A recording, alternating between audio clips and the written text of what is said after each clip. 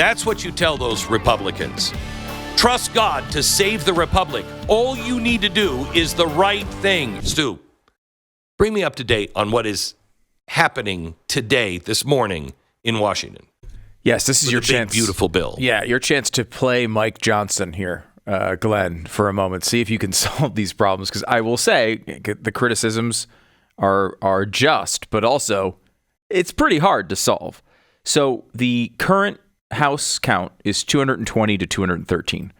That means you can lose 4 Republicans from your vote. That would bring it, you'd be underwater if you lose 4. So that's all you can do. So there are 4 different groups that are holding up the bill right now. We start with SALT, the SALT deduction people. Okay, this is theoretically the easiest one to solve. There's 6 of them, 6 people in that group. The SALT deduction, if you don't know, is if you're in like one of these high tax blue states, you have a chance to deduct the money that you're paying to the state government in state taxes out of your federal tax bill. Basically, it's an extra deduction for those states. You know, of course, Republicans are like, well, wait a minute, we're just incentivizing blue states to raise taxes because you get to create this deduction. Of course, if you live in the state, you're paying federal taxes on money that you didn't even get, you had to just give to the state government. So you can understand why blue states might have a problem with it. So these are, generally speaking, Republicans in states like California and New York.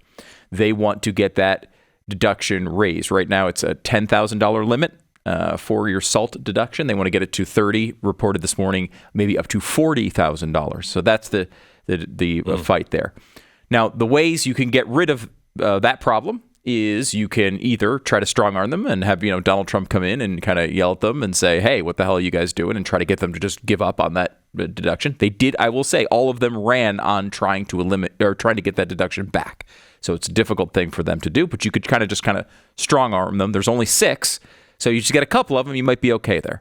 A lot of people don't know that I'm a painter, and I gave up painting because of demoralizing pain in my hands. I was losing hope. If pain keeps you from really living, I urge you to do what I did. Try Relief Factor. Relief Factor is a 100% drug-free supplement developed by doctors. It's safe to take every day, and it has helped me and so many others. You can try their 3-week quick start right now, $19.95 at relieffactor.com.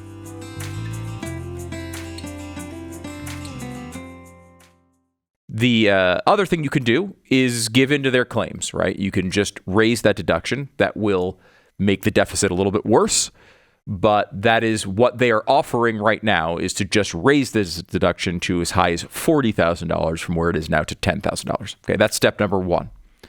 The next group is the group that probably most people in the audience and you would fall into, Glenn, which are deficit hawks. Okay, people who are saying, wait a minute, this bill sucks. You guys didn't go far enough cutting spending. Chip Roy is in this group, exactly. He's probably the main example of it, but there's 31 in this group. So think of what that means with the SALT deduction group we just talked about. You can't give them this extra deduction because there's already 31 people in this much larger group who are saying, wait a minute, you already didn't do enough on the deficit. You can't give more. So you have those people. Now, how do you solve that group? Of course, that group, you would go and you'd say, okay, we're going to cut more, right? We're going to make sure more of these programs go away. We're going to go after these programs and cut even more. So you're going to want to please that group. You might get those 31, but you probably lose the 6 from the SALT group, okay? So far, I can compromise enough to get all of them. Okay. That's good. But I know we're not done with the groups. Right. Do you want to go through how you would do that between those two groups, or you want to wait to the end? Yeah, just real quick. I would just say, look, I'll give you a partial bit of what you want. I might give you 15,000 instead of 10. Mm-hmm. We're gonna come up a little bit, but you have to understand where the country is. But I want you to join these guys in demanding cuts across the board. Green New Deal, gone. Okay. Back to 2018 spending. That's what we all should be standing for. Okay. Now introduce the next one. The next one, you just mentioned the Green New Deal. Well, guess what? There's a group of Republicans who are trying to protect some of the Green New Deal / Inflation Reduction Act. The group size there is 14. And the reason why you're saying, like, well, why would Republicans be defending Joe Biden's terrible bill? And they're not defending all of it, but they are defending parts of it. They're defending the parts that come into their districts. Exactly. That's right. what's happening. Exactly right. For example, those are the ones. Those would be the ones that I, as president, would use the bully pulpit and say, America, let them know enough is enough. This is bad for America. Might be good for them, but it's bad policy. It was a bad bill, and we can't afford it.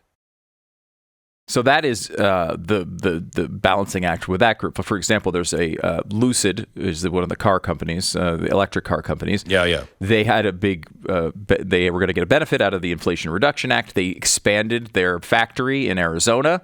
The congressman for that area is like, hey, we've added a bunch of new jobs. This is a company that is trying to grow the economy in my community, and now we're going to change the law. That's unfair to them and unfair to the people who got hired. Well, it was a giant mistake made by the last administration. We're not going to continue. Mm-hmm. Yep. Mm-hmm. And that's understandable. Like, you don't want to continue that. You can't go. Got to stop. Right. It's got to stop. Again, I'm totally with you on this stuff. I'm just trying to explain how the dynamics is. The last group are the group that I know. Made the difference when it came to the election 2024. The reason why Republicans have the House majority right now are because they won a bunch of moderate districts in New York and California. So there's 12 in this group, and those people are the ones saying, actually, we don't want what they would call cuts to Medicaid.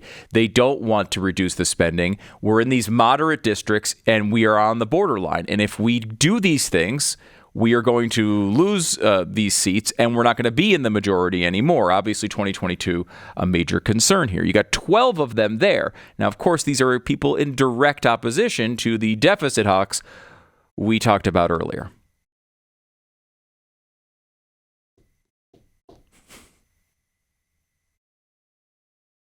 I personally would go all George Washington on those guys.